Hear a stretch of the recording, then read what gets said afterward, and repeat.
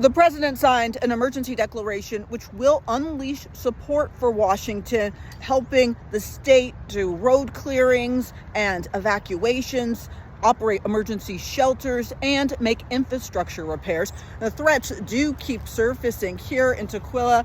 Workers spotted a sinkhole tearing through this levee last night. They worked into the early morning hours patching it up. That's just one of the many problems that people are dealing with today. Communicate essentially a letter to the federal government. That was 48 hours ago.